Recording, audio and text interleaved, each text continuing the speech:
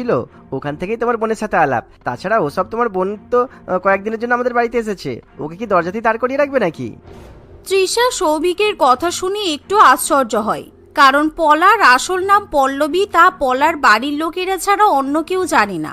ফেসবুকে এমনকি বন্ধুদের মধ্যেও পলা নামটাই পরিচিত ছিল, কারণ পলা নিজেকে পল্লবী বলা পছন্দ করত না।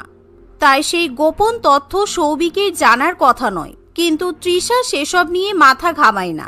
অন্যদিকে পলা কিন্তু মনে মনে সৌভিকের কথাই চিন্তা করতে থাকে।